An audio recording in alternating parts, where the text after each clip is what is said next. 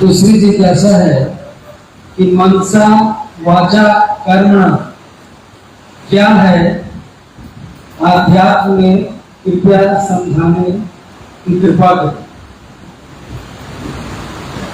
मनसा वाचा कर्मणा ये क्या है? आध्यात्म में इसकी भूमिका क्या है? आध्यात्म में जो साहब ने कहा, जब भी हम आध्यात्म की बात करते हैं तो मुझको अक्सर ये वाकया याद आता है जो उनके सामने बैठे थे हम लोग और उन्होंने कहा था। उन्होंने एक दिन कहा कि जानते हैं अध्यात्म एक पूरी की पूरी दुनिया है और मैंने अभी और कहा था, अभी बाकी था, लेकिन अभी और कहा था और कुछ लोग उठकर मेरे पास से चले गए और उन लोगों ने कहा कि समझ गए साहब, अब आपकी क्या जरूरत? समझ गए साहब, आपने जो कहा, आपने कहा कि महादेव को गुरु बनाओ और खुद शिष्य बनना, गुरु और शिष्य के बीच में कोई नहीं होता। हम समझ गए साहब, और यही ना काम करना है तो ठीक है, अब से मेरे गुरु शिव हैं, हम ये बात कहेंगे। तो वो महादेव की बात तो करते रहे, लेकिन उन्होंने साहब से मिलना छोड़ दिया, साहब के पास आना छोड़ दिया। वैसे कुछ लोग भी हुए। साहब ने कहा कि अभी तो सारा मामला बाकी ही था, सारी किताब अभी बाकी थी, लेकिन हमने सोच लिया कि हम सब समझ गए और उसके बाद हमको साहब हरिंद्रानंद जी की कोई जरूरत नहीं है। मनसा वाचा कर्मणा की बात जब करते हैं हम, तो हम लोग बड़ा भ्रमित होते हैं कि हम लोग को लगता है कि क्या करें तो सही होगा और क्या करें तो गलत हो जाएगा। एक छोटी सी घटना है जो आपको सुनाते हैं। आपसे नजदीक में एक जिला है मधेपुरा। मधेपुरा जिला में एक बार साहब का कारवां गया। मेरा तो दुर्भाग्य ही है कि उस कारवे में उस समय हम न जा सके, बच्चों का एग्जाम आ गया, हम नहीं जा सके। अन्नू भैया गए थे और पुराने कुछ गुरु भाई लोग भी साथ में गए थे। मंडल सर बैठे हैं, वो भी गए थे।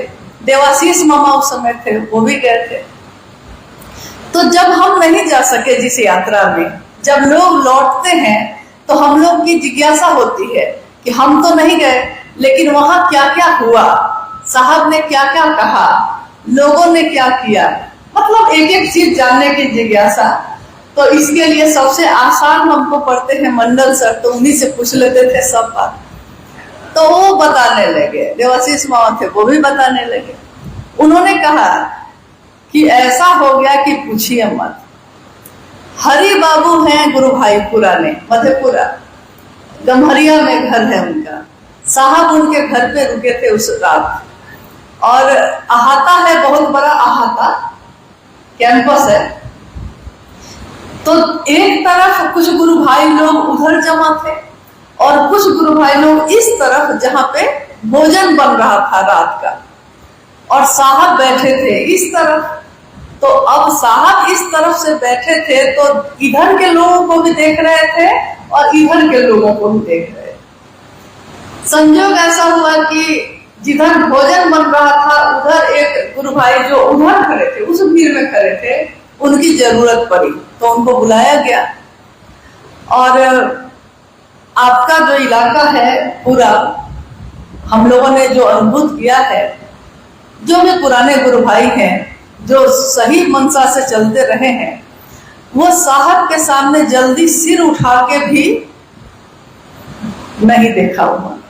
माँ के सामने भी मैंने देखा है, उन्होंने कभी साहब और दीदी से नजर भी नहीं मिलाई। इतना अदब, इतना लिहाज कि हम नए शिष्यों को ये सीखना चाहिए कि ये महफिल है उनकी महफिल में जो आए पहले नजरों को अपनी झुकाए। तो हुआ ये वाकया उस दिन कि अब वो गुरु भाई को बेचारे को सामने से जाना था, तो उसने सोचा कि अब सामने से जब जाएंगे और साहब बैठे हैं तो प्रणाम करिएगा कि नहीं करिएगा, सामने पढ़िएगा तो प्रणाम करिएगा। तो उस गुरु भाई ने गुजरते हुए रुक कर साहब को प्रणाम किया, भाव से भरा हुआ प्रणाम। साहब बिगड़ गए, साहब बिगड़ गए।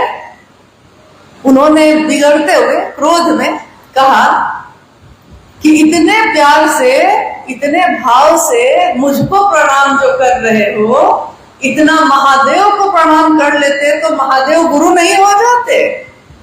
तो इतने जोर से कहा उन्होंने कि उस अहाते में सबने सुना। तो वो गुरु भाई तो बेचारे एकदम से अवाक हो गए, जल्दी से गुजर गए, चले गए। दूसरे लोग तो इस घटना को देख रहे थे। कुछ देर के बाद अब एक दूसरे गुरु भाई की जरूरत पड़ी जो इधर खड़े थे।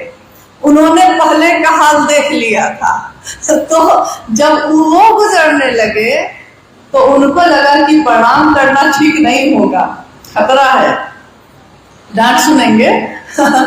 तो वो गुरु भाई चुपचाप सिर नीचे किए और सामने से गुजर के जाने लगे। साहब उससे भी दुगुना बिगड़ गए, खूब जोर से बिगड़े, और उन्होंने कहा कि जो मुझको प्रणाम नहीं कर सकता वो महादेव को क्या प्रणाम करेगा। तव तत्वम न जानामि, आपके तत्व को हम नहीं जान सकते कि आप क्या हैं, आप क्यों हैं, क्या चीज है आप, लेकिन आप जो भी हैं हम आपको प्रणाम करते हैं। अब आप बताइए इस घटना से कि पहले आदमी ने अगर उतना ही सुना होता और वो वहां से चला जाता तो उसने यही समझा होता कि साहब ने कहा है कि मुझको कभी प्रणाम मत करना, यही समझेगा ना। वो आधा ज्ञान बड़ा खतरनाक होता है, तो यही समझेगा। और जिसने पूरा वाकया देखा होगा उसने ये समझा होगा कि शिव को प्रणाम करो तो उसी में साहब है, और साहब को प्रणाम करिएगा तो वो महादेव तक पहुंचा भी देते हैं, अपने साथ लेके चल रहे हैं, उनसे अलग नहीं वो। अब है क्या कि जो आधा घटना जो जानता है उसने वो बात बताई, और जिसने पूरी घटना सुनी देखी उसने वो बात बताई। अब बताइए कि साहब को प्रणाम करना चाहिए कि नहीं करना चाहिए। संगोष्ठी है, जिज्ञासा आप नहीं हम भी कर सकते हैं। अब आप लोग बताइए कि क्या ये घटना सुनने के बाद या ऐसी और भी बहुत सारी घटना हुई है, आपका मन क्या कहता है? साहब भैरवानंद जी को प्रणाम करना चाहिए कि नहीं करना चाहिए? और अगर सही बात है कि हाँ, देवाशीष जी जो अब शरीर में नहीं है, शिवलीन हो चुके हैं, वो लंबा समय उन्होंने बिताया बेगूसराय सदानंदपुर के ही रहने वाले। जब साहब जिस दिन उनके तरफ नहीं देखते थे और उन पे नहीं बिगड़ते थे, उस दिन उनका मन शंका से भर जाता था। तो वो बारी बारी से सबसे पूछते थे, साहेब हमरा पे बिगड़ल छथिन की, साहेब हमरा पे गुस्साइल छथिन की। तो लोग कहता था कि भाई आपको ऐसा क्यों लगता है? तो हमरा पे बिगड़ ना रहल हथिन, मतलब हमसे गुस्सा हो गए हैं इसीलिए हम पे बिगड़ नहीं रहे हैं। मतलब आपकी बेरुखी ये बताती है कि आपको हमसे कोई बात का गुस्सा है। मतलब उनका बिगड़ना ये हमारे लिए आशीर्वाद ही है। लेकिन दूसरा जो देख रहा है वो तो कह रहा है कि इस पे बड़ा बिगड़े हैं वो। साहब ने कहा कि जिस दिन मैं बिगड़ना छोड़ दूं उस दिन समझ लेना कि मेरे चित्त से उतर गए। बिगड़ता वो है, उस पे बिगड़ा जाता है जिसके लिए हम चाहते हैं कि उसका परिमार्जन हो।